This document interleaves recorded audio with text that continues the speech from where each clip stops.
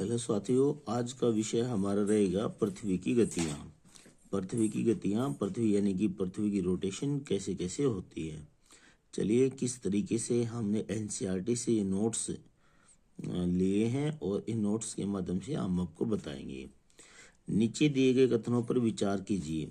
पृथ्वी का अपने अक्ष पर घूमना घूर्णन कहलाता है। पृथ्वी की सूर्य के चारों ओर एक स्थिर कक्षा में गति को परिक्रमण कहते हैं। देखिए, यहाँ पर पृथ्वी अपने अक्ष पर निरंतर घूमती रहती है और लगभग 24 घंटे में एक चक्कर पूरा करते, इसे घूर्णन कहते हैं। सूर्य के चारों ओर एक स्थिर कक्ष में पृथ्वी की गति को परिक्रमण कहते हैं। इस परिक्रमा को पूरा करने में लगभग 365 दिन 6 घंटे लगते हैं। अतः दोनों कथन सत्य है।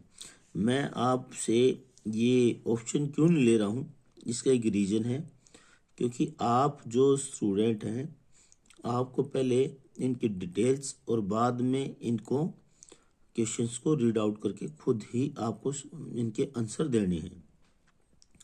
तो पृथ्वी पर अपने अक्ष पर घूमना घूर्णन कहलाता, बिल्कुल ठीक है। और पृथ्वी सूर्य के चारों ओर एक स्थिर कक्षा में गति को परिक्रमण कहते हैं। पृथ्वी अपने अक्ष पर कितनी डिग्री झुकी हुई है? तो पृथ्वी अपने अक्ष पर 23.5 डिग्री झुकी हुई है। परिदीप्ति वर्त किसे कहते हैं? ग्लोब पर वह वर्त जो तापमान को विभाजित करता है। ग्लोब पर वह वृत्त जिसके द्वारा किसी स्थान की सही स्थिति ज्ञात की जाती है। या फिर ग्लोब पर वह वृत्त जो दिन तथा रात को विभाजित करता है। इनमें से कोई नहीं। तो देखिए, पृथ्वी सूर्य से प्रकाश प्राप्त करती है। पृथ्वी सूर्य से प्रकाश प्राप्त करती है। पृथ्वी का आकार गोले के समान है, इसलिए एक समय में सिर्फ इसके आधे भाग पर ही रोशनी प्राप्त होती है। ग्लोब पर वह वृत्त जो दिन और रात को विभाजित करता है उसे परिदीप्ति वर्त कहते हैं। तो परिदीप्ति वर्त किसे कहते हैं? ग्लोब पर वह वृत्त जो दिन तथा रात को विभाजित करता है उसे परिदीप्ति वर्त कहते हैं। निम्न में से कौन सा ऋतुओं में परिवर्तन का कारण है? सूर्य के चारों ओर पृथ्वी की स्थिति में परिवर्तन, पृथ्वी का गुरुत्वाकर्षण बल, चंद्रमा का पृथ्वी के चारों ओर स्थिर कक्षा में परिक्रमण, उपयुक्त सभी। तो इसका आंसर नंबर ए यहाँ पर। सामान्यतः एक वर्ष को गर्मी, सर्दी, वसंत एवं शरद ऋतुओं में बांटा जाता है। ऋतुओं में परिवर्तन सूर्य के चारों ओर पृथ्वी की स्थिति में परिवर्तन के कारण होता है, ये आपको पता ही होगा। 21 जून को पृथ्वी का उत्तरी गोलार्ध सूर्य की तरफ झुका होता है। ध्यान देंगे, इंपॉर्टेंट क्वेश्चन है ये। 21 जून को पृथ्वी का उत्तरी गोलार्ध सूर्य की तरफ झुका होता है। सूर्य की किरणें कर्क रेखा पर सीधी पड़ती हैं। इसके परिणाम स्वरूप अधिक ऊष्मा प्राप्त होती है। इन क्षेत्रों में सबसे लंबा दिन तथा सबसे छोटी रातें होती है। पृथ्वी की इस अवस्था को क्या कहते हैं? देखिए, उत्तर की तरफ है, उत्तर की बात हो रही है तो उत्तर अयानांत हो जाएगा। अयनांत, देखिए क्या कहता है ये उत्तर अयनांत क्या होता है? 21 जून को उत्तरी गोलार्ध सूर्य की तरफ झुका होता है, जिससे सूर्य की किरणें कर्क रेखा पर सीधी पड़ती है। उत्तरी ध्रुव सूर्य की तरफ झुका होता है तथा उत्तरी ध्रुव रेखा के बाद वाले भागों पर लगभग 6 महीने तक दिन रहता है। क्योंकि उत्तरी गोलार्ध के बहुत बड़े भाग में सूर्य की रोशनी प्राप्त होती है, इसलिए विषुवत वृत्त के उत्तरी भाग में गर्मी का मौसम होता है एवं दक्षिणी भाग में सर्दी का मौसम।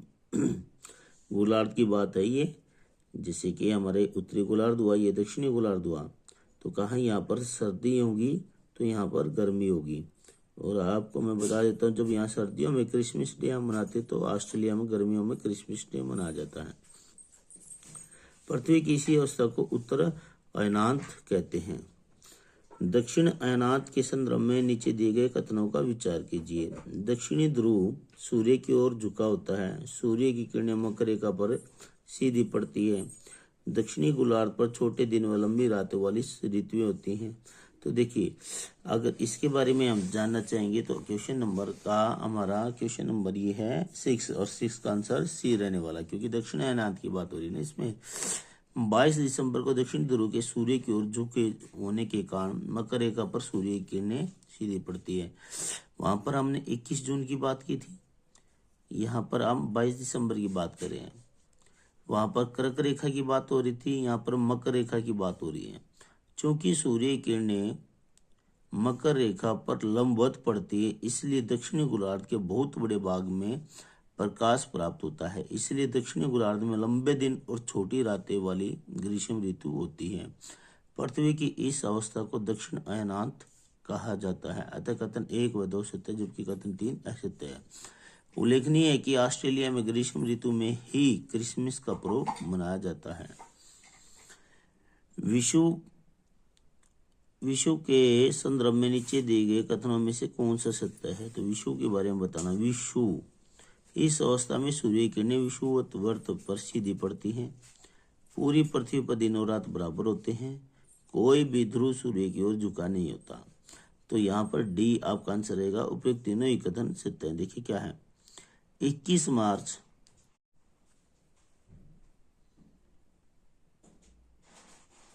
विषुव के संदर्भ में नीचे दिए गए कथनों में से कौन सा सत्य है? इस अवस्था में सूर्य की किरणें विषुवत वर्त पर सीधी पड़ती हैं। पूरी पृथ्वी पर दिन और रात बराबर होते हैं। कोई भी ध्रुव सूर्य की ओर नहीं झुका होता। देखिए यहाँ पर क्या, 21 मार्च और 23 सितंबर को सूर्य की किरणें विषुवत वर्त पर सीधी पड़ती हैं, इसे विषुव कहा जाता है। 23 सितंबर को उत्तरी गोलार्ध में सर्द ऋतु होती है, यानी स्टार्ट हो जाती है एक तरीके से, और होती भी सर्द। जबकि दक्षिणी गोलार्ध में वसंत ऋतु होती है। 21 मार्च को स्थिति इसके विपरीत होती है। लीप वर्ष में कितने दिन होते हैं? तो आपको पता है कि लीप वर्ष में 366 डेज होते हैं। पृथ्वी को सूर्य की एक परिक्रमा पूरे करने में लगभग 365 दिन 6 घंटे लगते हैं। सुविधा के लिए हम वर्ष में 365 दिन गिनते हैं और 6 घंटे का समय छोड़ देते हैं। इस प्रकार 4 वर्षों में 24 घंटे अर्थात 1 दिन का अंतर हो जाता है। इस अतिरिक्त दिन को फरवरी के महीने में जोड़ा जाता है। इस प्रकार प्रत्येक चौथे वर्ष फरवरी माह में 28 के बदले 29 दिन का होता है। इस प्रकार हर चौथा वर्ष 366 दिन का होता है और इसे लीप वर्ष कहते हैं।